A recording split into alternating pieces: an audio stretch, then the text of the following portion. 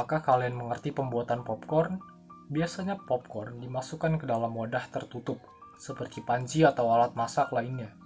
Selanjutnya wadah tertutup tersebut dipanasi dengan nyala api kompor.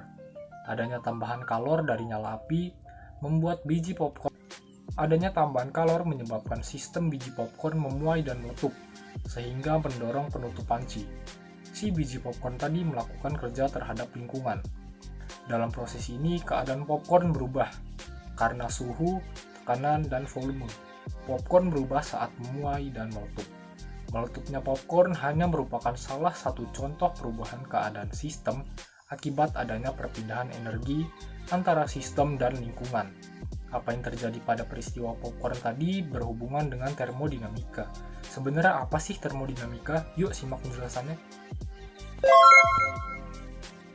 Assalamualaikum warahmatullahi wabarakatuh.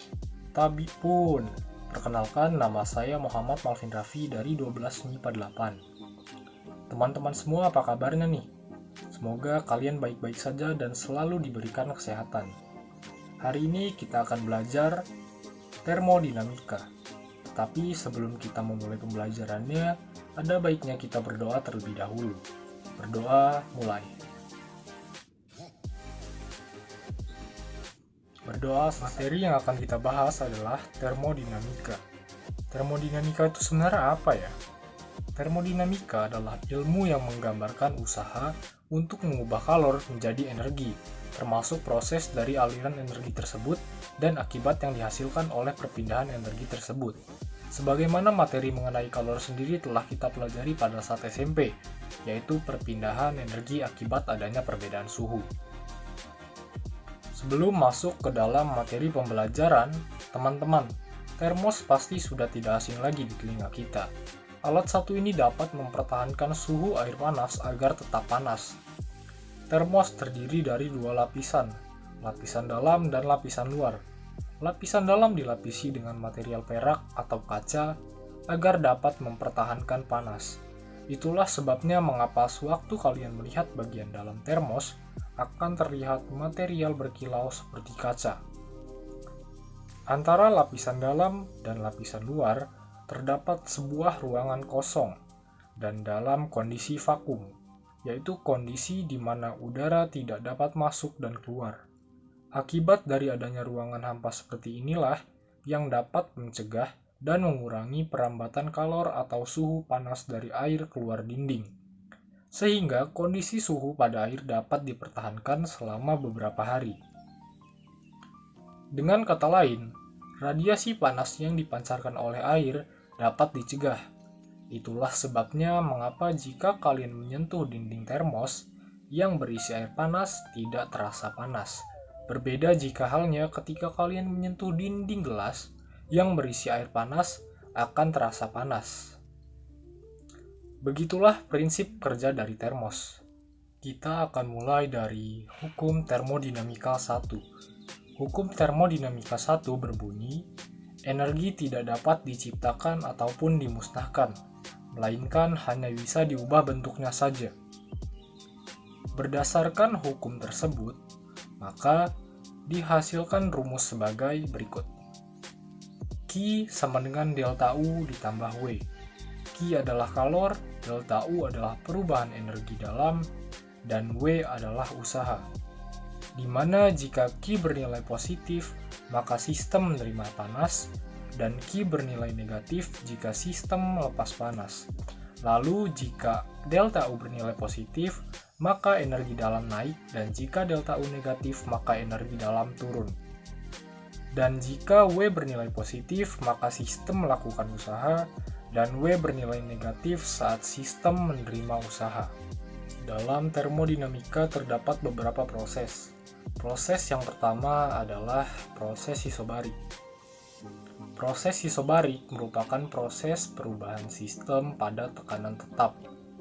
Jika sejumlah kalor diberikan kepada sistem dengan tekanan tetap, volumenya akan bertambah seiring pertambahan kalor yang masuk. Ini berarti sistem melakukan usaha. Berdasarkan pernyataan tersebut, pada proses isobarik berlaku persamaan V1 per T1 sama dengan V2 per T2. Untuk rumus usahanya, W sama dengan P delta V, dan rumus delta V-nya sama dengan N dikali CV dikali delta T. Untuk rumus Q-nya sama dengan N dikali CP dikali delta T. Dengan keterangan jika N sama dengan mol, maka R sama dengan 8,314. Jika N sama dengan kilomol, maka R sama dengan 8314. Untuk CV dan CP, jika dia gas monoatomik, maka CV 3/2R dan CP 5/2R. Jika dia diatomik, maka CV sama dengan 5/2R dan untuk CP-nya sama dengan 7/2R. Untuk grafik dari proses isobarik sebagai berikut. Proses yang kedua adalah proses isohorik. Pada proses isohorik, sistem tidak mengalami perubahan volume walaupun sejumlah kalor memasuki atau keluar sistem. Ini memberikan pengertian bahwa sistem tidak melakukan atau menerima usaha.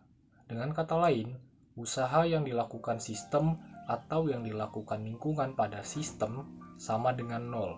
W sama dengan 0. Berdasarkan pernyataan tersebut, maka proses isohorik mempunyai persamaan P1 per T1 sama dengan P2 per T2, dengan W sama dengan 0. Dan delta U-nya adalah N dikali CV dikali delta T, dan Q-nya sama dengan delta U, yaitu N dikali CV dikali delta T, dengan keterangan yang sama seperti proses isobarik sebelumnya. Untuk grafik dari proses isohorik adalah sebagai berikut.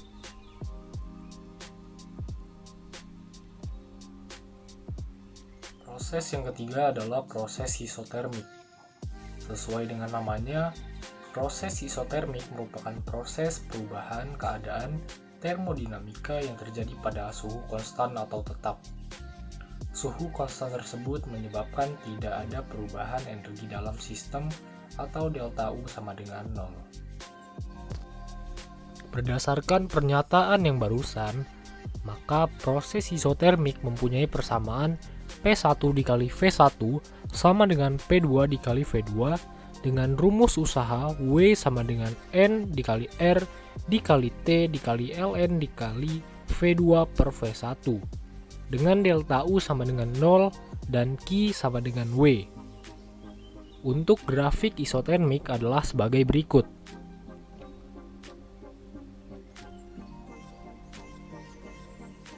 Proses yang keempat sekaligus proses yang terakhir adalah proses adiabatik.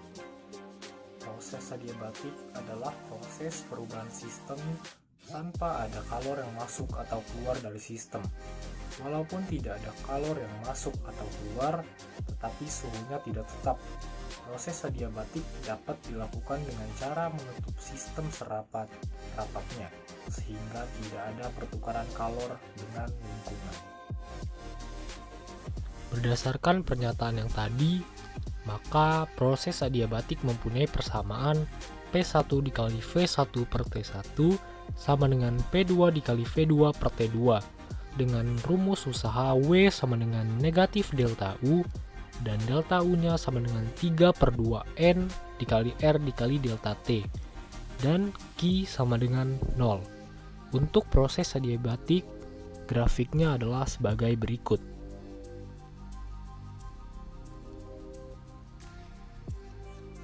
Materi selanjutnya adalah hukum termodinamika 2. Bunyi hukum termodinamika 2 adalah kalor mengalir secara spontan dari benda bertemperatur lebih tinggi ke benda bertemperatur lebih rendah, tetapi tidak sebaliknya, kecuali pada kedua benda tersebut dilakukan pemaksaan dengan usaha luar.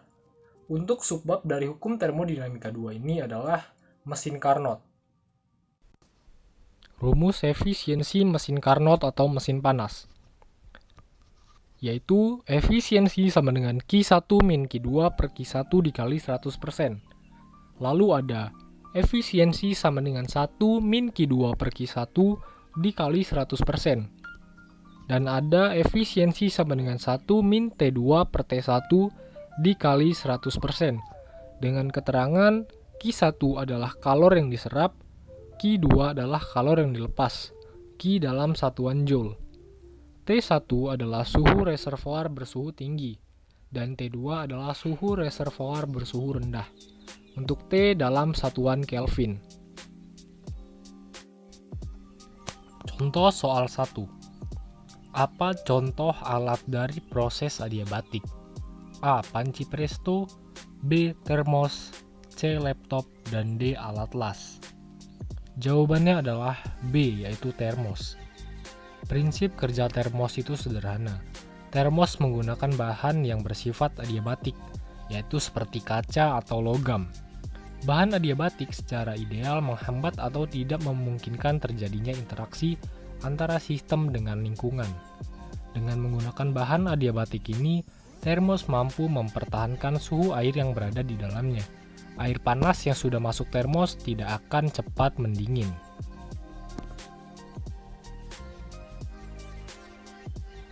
Contoh soal 2. Suatu mesin dalam satu siklus menyerap kalor sebesar 2 kali 10 pangkat 3 Joule dari reservoir panas dan melepaskan kalor 1,5 kali 10 pangkat 3 Joule ke reservoir yang temperaturnya lebih rendah. Jika waktu yang diperlukan untuk melakukan 4 siklus adalah 2 detik, maka daya tersebut sebesar. Pembahasan soal 2. Diketahui bahwa 4 siklusnya sama dengan 2 detik, maka satu siklus sama dengan 0,5 detik. Q1 diketahui 2000 Joule, Q2 diketahui 1500 Joule. Masukkan dalam rumus W. Q1 dikurangi Q2, 2000 dikurangi 1500. W sama dengan 5000 Joule. P sama dengan W per T, P sama dengan 500, dan T 0,5 seperti yang kita dapatkan pada awal tadi. 500 dibagi 0,5 adalah 1000. Jawabannya adalah 1000 watt sama dengan 10 pangkat 3 watt. Jawabannya C. Baiklah teman-teman, untuk lebih melatih kemampuan teman-teman semua, silakan kerjakan latihan soal berikut. Silakan teman-teman pause terlebih dahulu untuk mengerjakan soalnya.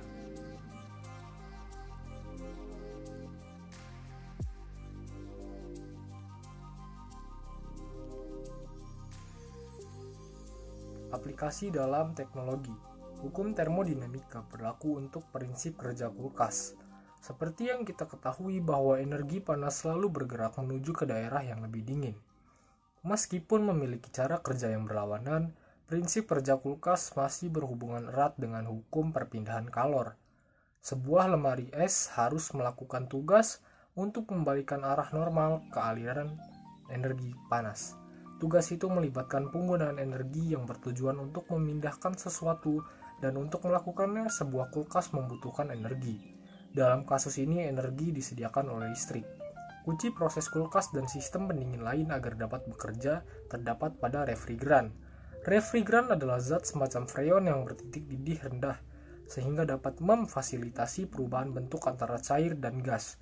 Sebagai cairan, refrigeran berperan dalam penyerapan energi panas dari udara dingin di dalam lemari es untuk diubah menjadi gas. Dari contoh popcorn, termos, dan kulkas tadi, ternyata fisika sangat berhubungan erat dengan kehidupan kita sehari-hari ya. Maka dari itu kita harus lebih bersemangat lagi untuk mempelajari ilmu-ilmu fisika. Karena fisika pula kita dapat menikmati kehidupan kita yang maju saat ini. Baiklah teman-teman, sekarang adalah waktunya untuk berdiskusi. Silakan teman-teman pause dulu video ini untuk memulai diskusi.